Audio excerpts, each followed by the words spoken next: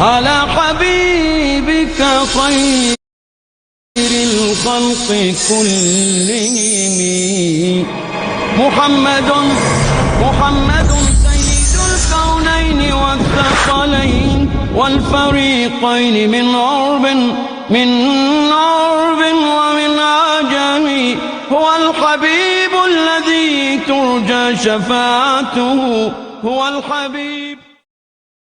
السلام علیکم ورحمۃ اللہ وبرکاتہ.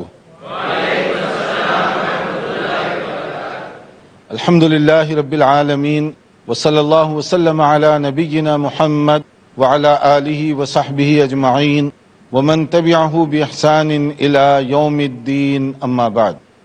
محترم بھائیوں اور پیس ٹی وی کے ذریعے سے اس پروگرام کو دیکھنے والے بھائیوں اور بہنوں، بلوغ المرام حدیث کی بہت ہی مشہور و معروف کتاب ہے. یہ ایک گراں قدر تحفہ ہے جو اپنے دور کے بہت ہی مشہور محدث علامہ ابن حجر عسقلانی رحمۃ اللہ علیہ نے ذخیرہ احادیث سے تلاش کر کے ان موتیوں کو ایک جگہ جمع کیا ہے. ہم ترتیب کے ساتھ بلوغ المرام اس کا مطالعہ اور اس کا خلاصہ آپ کے سامنے پیش کر رہے ہیں، کیونکہ اس کے ذریعے سے ہم اپنے اعمال کو سنت کے مطابق سنوار سکتے ہیں، بنا سکتے ہیں. یہی وجہ ہے کہ یہ کتاب مختصر ہونے کے باوجود انتہائی جامع اور بہت ہی کمپریہنسو کتاب ہے. اسی لیے مختلف دینی درسگاہوں میں، چاہے وہ بگنرز ہوں یا جو لوگ اعلیٰ تعلیم پڑھ رہے ہوں، ان کو عموماً یہ کتاب پڑھائی جاتی ہے، کیونکہ اس میں احکام سے متعلق بہت ساری احادیث ایک جگہ جمع کر دی گئی ہیں. ہم نے گزشتہ کتاب البیوع یعنی خرید و فروخت، لین دین، کاروبار وغیرہ کے باب میں کچھ مسائل کا ذکر کیا، جس کا خلاصہ یہ ہے کہ آدمی نفع کمائے، حلال روزی حاصل کرنے کی کوشش کرے، مگر کہیں کوئی جھول نہ ہو، کہیں کوئی حرام ناجائز کی آمیزش نہ ہو، اس لیے کہ حرام چیز اللہ تعالیٰ کو سخت ناپسند ہے.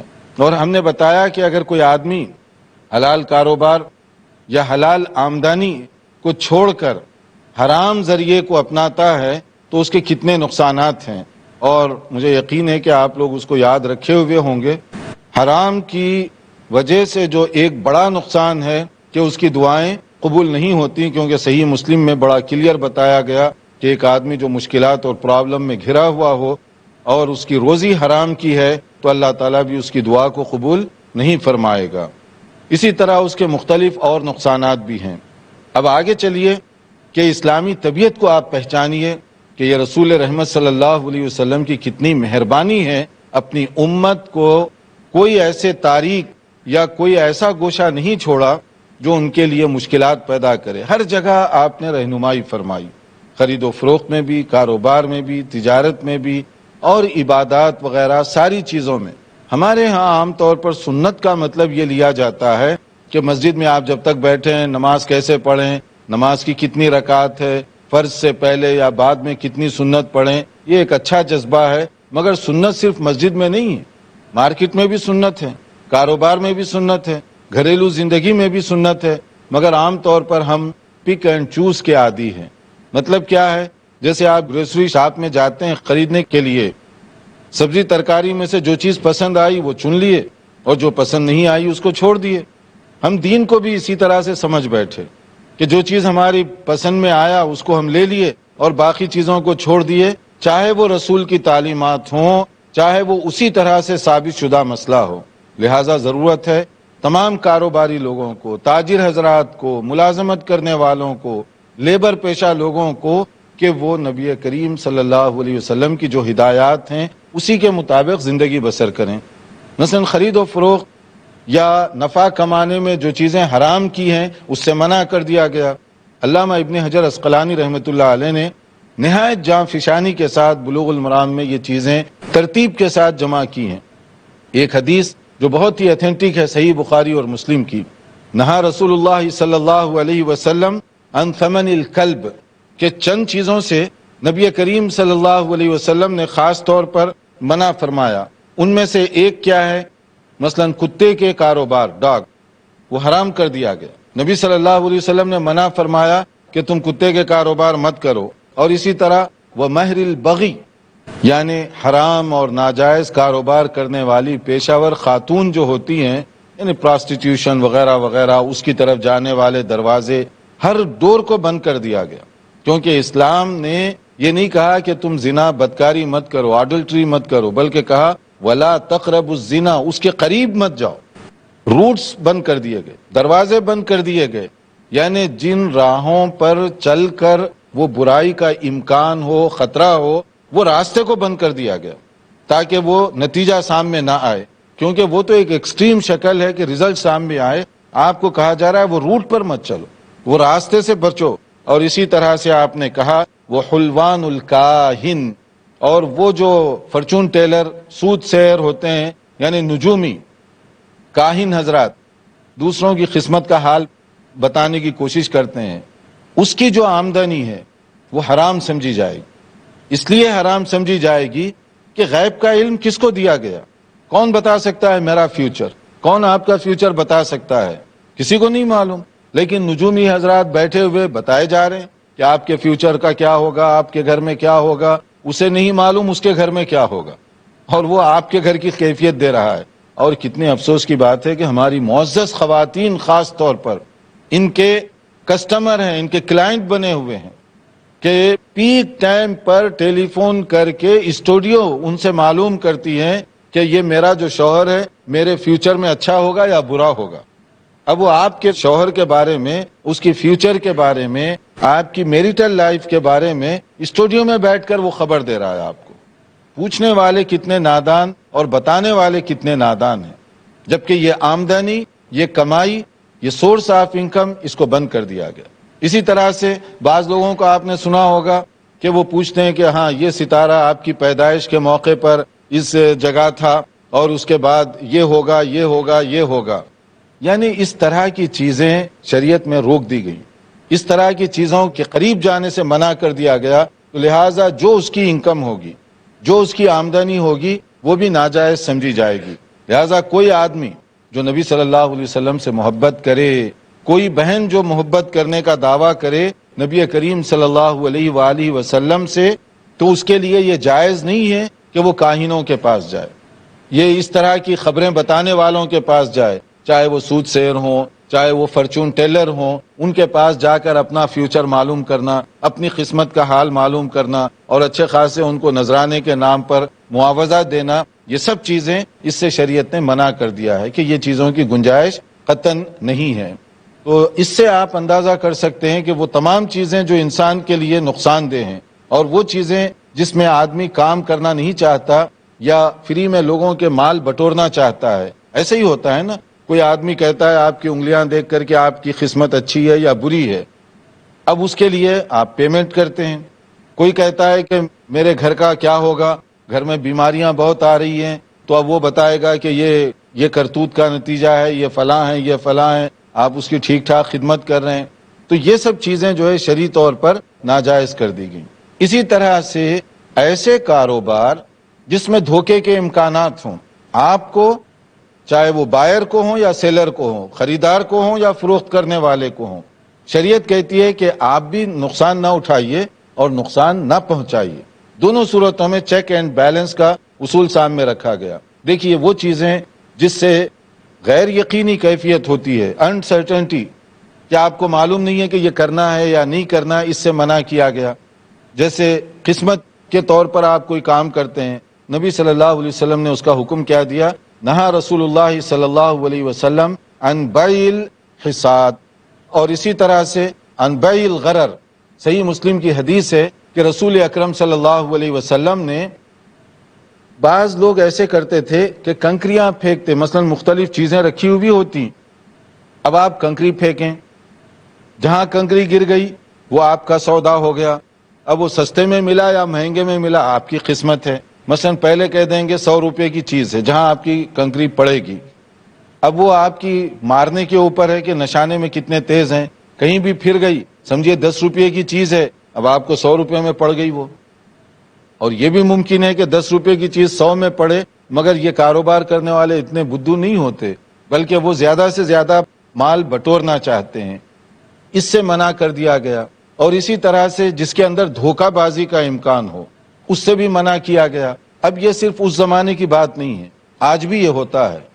اس لیے میں کہتا ہوں یہ جو ہے چیپٹر، اس کو آپ غور سے پڑھیں اور اپلائی کریں۔ آج کیا ہوتا ہے، آپ نے بہت سی تفریح گاہوں میں دیکھا ہوگا، پارک میں یا مختلف اس طرح کے جگہوں پر جہاں عام طور پہ لوگ جاتے ہیں، وہاں آپ کو کبھی کبھی ایسے ہوتا ہے کہ آپ ایک بال پھینکتے ہیں۔ اب وہ جو کنکریاں پھینکتے تھے اس سیدھے سادے زمانے میں، اب تھوڑا لیٹسٹ کر دیا گیا، وہی چیز ہے۔ اب اس میں یہ ہے کہ مختلف کھلونے رکھے ہوئے ہیں اور ان سے کہتے ہیں کہ آپ پیمنٹ کر دیں اور اس کے بعد اپنا بال پھینکیں، جہاں گرے گا وہ آپ کی ہے۔ اب یہ اور وہ چیز ایک ہی ہے جو آج کل ماڈرن زمانے میں ہو رہی ہے، اور خاص طور پہ یہ نوجوان جو ہے بہت شوق سے جاتے ہیں اس کو، اور یہ اپنا اسکل بتانے کے لیے کہ ٹھیک ہے میں پھینکوں گا۔ وہ آپ سے زیادہ ماہر ہے اور اس کو زیادہ معلوم ہے کہ بال کہاں گر سکتا ہے یا کہاں گرنا چاہیے۔ جہاں زیادہ امید ہوتی ہے کہ بال گرے گا وہ معمولی چیز وہاں رکھے گا، اور جہاں اس کو معلوم ہوتا ہے کہ یہاں بال نہیں پھینک سکتا یا وہاں رکے گا نہیں، وہاں ایکسپینسو چیز رکھے گا۔ اور دیکھنے میں اتنی پرکشش کہ لوگ کہتے ہیں ارے 5 ہی تو روپیہ ہے، اور 5 روپے میں اگر وہ چیز مل گئی تو ہمیں، حالانکہ وہ ملتی نہیں ہے۔ اسی طرح سے بعض لوگ مشینوں سے وہ گیمبلنگ کرتے ہیں، یعنی پہلے زمانے میں نیچے بیٹھ کر کھیلتے تھے، اب اس کو ذرا لیٹسٹ ٹیکنالوجی کے ذریعے سے ماڈرنائز کر دیا گیا۔ وہی گیمبلنگ ہے لیکن یہ ہے کہ آپ تھوڑا مشینوں سے کرتے ہیں۔ تو اب کیا یہ چیز جائز ہے؟ شرعی طور پر جو اس میں بتایا گیا یہ چیز جائز نہیں ہے۔ دھوکہ کا آپ امکان ہے، ڈاؤٹ ہے کہ آپ کو دھوکہ ہوگا یا اسے دھوکہ ہوگا، شریعت کہتی ہے کہ نہیں، کلیئر ہونا چاہیے کہ آپ جو چیز خریدنا چاہیں آپ کو معلوم ہو، خریدیے اس کو، جو بھاؤ ہے وہ دے دیجئے۔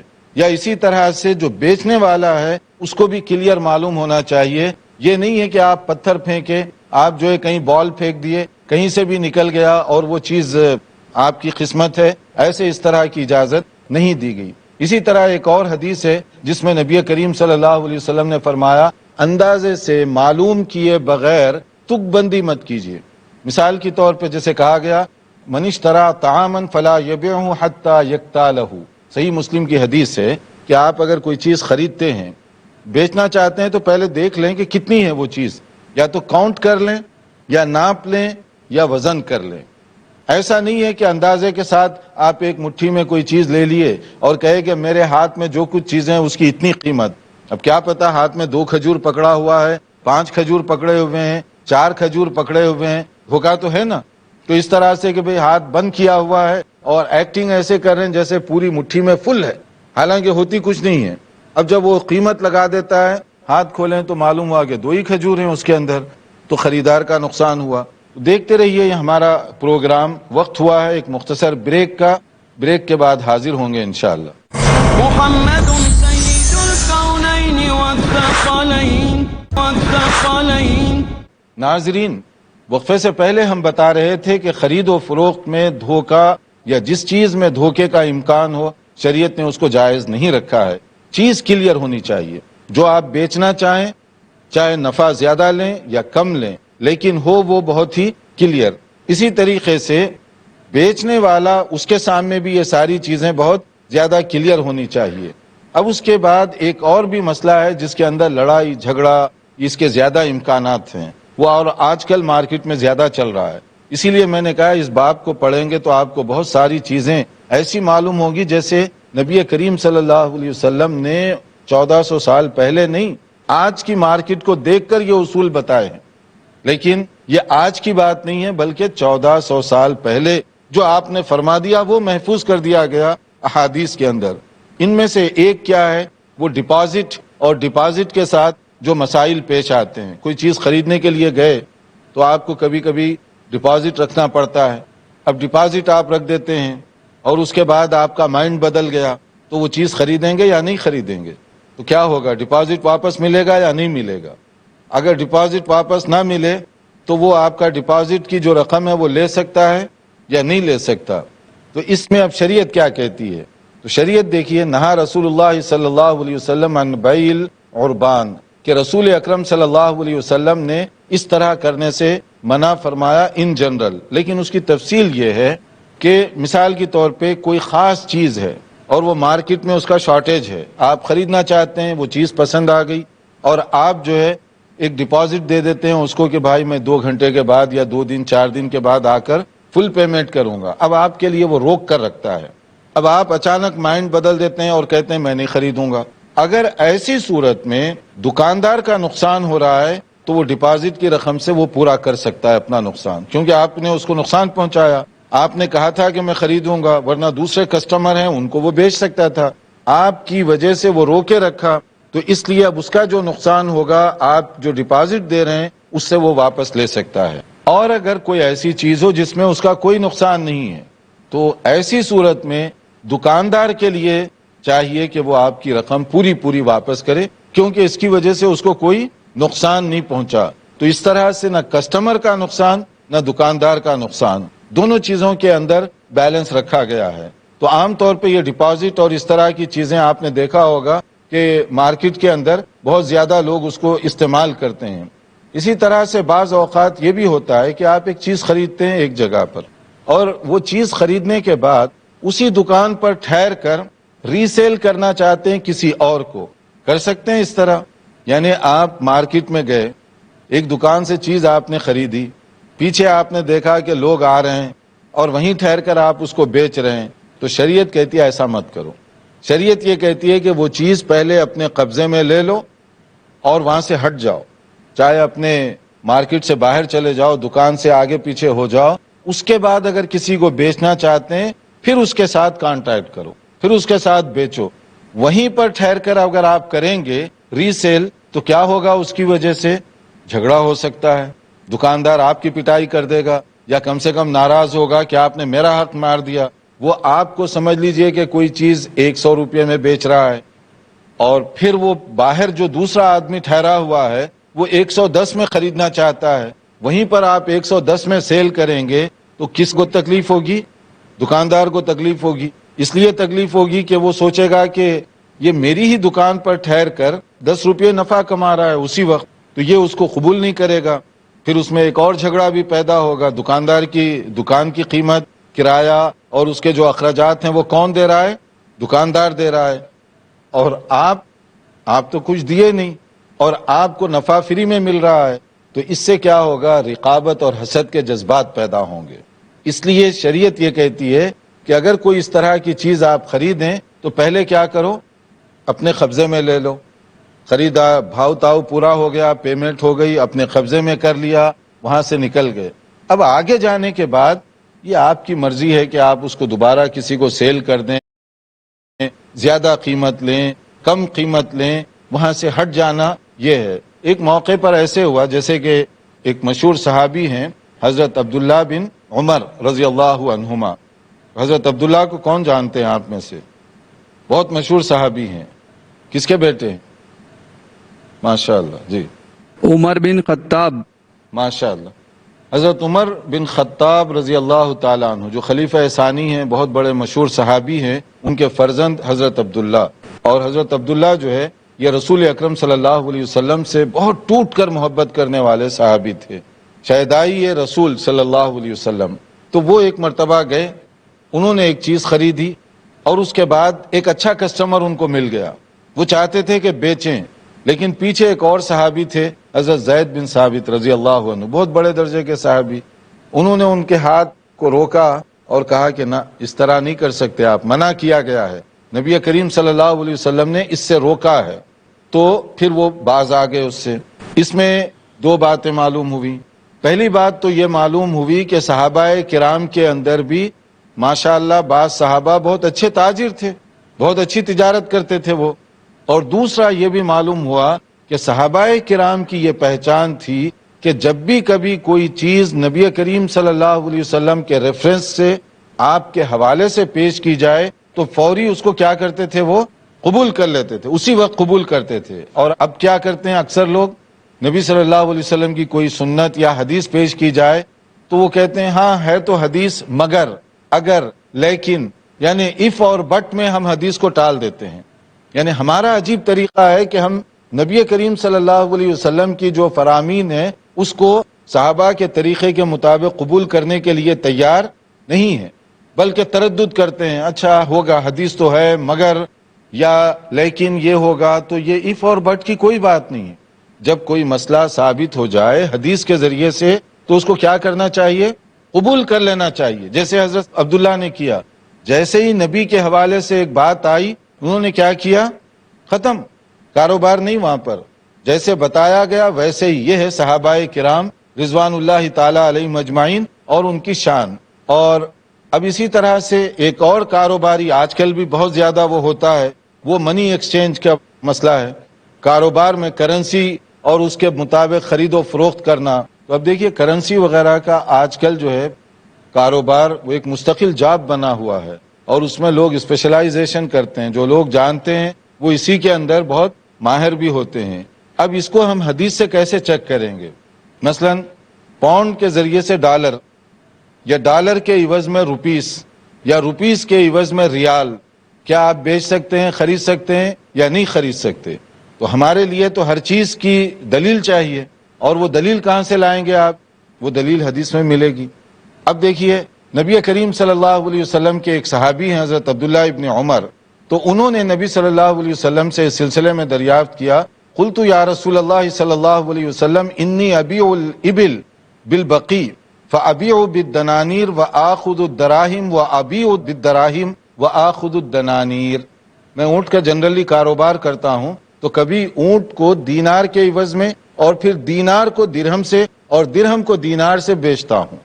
ہو گئی حدیث کے ذریعے سے۔ دینار کیا ہے؟ اس زمانے میں گولڈ کوائنز تھا، کرنسی، لیکن یہ خالص سونے کی ہوا کرتی تھی، اور درہم یہ سلور کوائنز تھا، یہ سلور کا سکہ تھا، چاندی کا۔ تو اب کبھی یہ ہوتا تھا کہ دینار کو درہم سے اور درہم کو دینار کے ذریعے سے فروخت کیا کرتے تھے۔ تو اب نبی صلی اللہ علیہ وسلم نے اس کا جواب کیا دیا؟ آپ نے ان کو فرمایا کہ لا باس ان تاخذها بسعر يومها ما لم تفترقا وبينكما شيء، کہ کوئی بات نہیں، نو پرابلم، آپ کر سکتے ہیں، مگر شرط کیا ہے؟ آپ نے جو شرط بتائی وہ بڑی امپورٹنٹ ہے۔ آپ نے بتایا کہ دونوں کا ریٹ معلوم ہونا چاہیے، اور اسی وقت نقد، کیش، آج سودا کر رہے ہیں، آج کا مارکیٹ ریٹ جو ہے اس کے مطابق آپ کر سکتے ہیں۔ یہ نہیں ہے کہ آپ آج جو ہے دینار دے رہے ہیں اور کل درہم لینے کی بات کریں گے، ایسی نہیں ہے۔ اور آج کل کی اصطلاح میں یہ بہت ضروری ہے، اس لیے ضروری ہے کہ کل تک کرنسی کا ریٹ کچھ بھی ہو سکتا ہے، گھٹ بھی سکتا ہے، بڑھ بھی سکتا ہے۔ تو جو آدمی آج لے رہا ہے اگر کل وہ گھٹ گیا تو خریدار کا نقصان ہوا، اور کل بڑھ گیا تو بیچنے والے کا نقصان ہوا۔ تو شریعت نے یہی اصول بنایا ہے کہ نہ خریدار کو نقصان ہو نہ بیچنے والے کو نقصان ہو۔ اس کا طریقہ یہ بتایا گیا کہ آپ کرنسی کا کر سکتے ہیں، شرط یہ ہے کہ اسی دن کی قیمت کے ساتھ، اور جو بھی ہو نقد ہو، کلیئر ہو کٹ۔ مسئلہ یہ ادھار والا مسئلہ، آج ریال دے رہے ہیں کل پاؤنڈ دیں گے آپ اس کے بدلے میں، یا 3 دن بعد آپ ڈالر دیں گے، پھر ڈالر کی قیمت ہر سیکنڈ میں بڑھ سکتی ہے، گھٹ بھی سکتی ہے، تو اس سے لڑائی اور جھگڑا پیدا ہوگا۔ تو اس کا مطلب کیا ہے؟ آپ جو ہے کیش پہ اگر کریں گے اور ساری چیزیں کلیئر ہوں گی تو کر سکتے ہیں۔ کیونکہ ہمارا یہاں وقت پورا ہو رہا ہے تو ہم یہیں پر اپنے پروگرام کو روکتے ہیں۔ دیکھتے رہیے ہمارے پروگرام کو، آئندہ لیکچر میں نئی معلومات کے ساتھ انشاءاللہ حاضر ہوں گے۔ والسلام علیکم ورحمۃ اللہ وبرکاتہ۔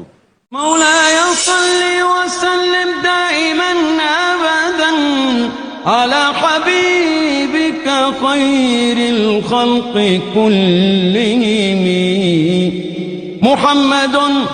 محمد سيد الكونين والثقلين والفريقين من عرب ومن عجم، هو الحبيب الذي ترجى شفاعته، هو الحبيب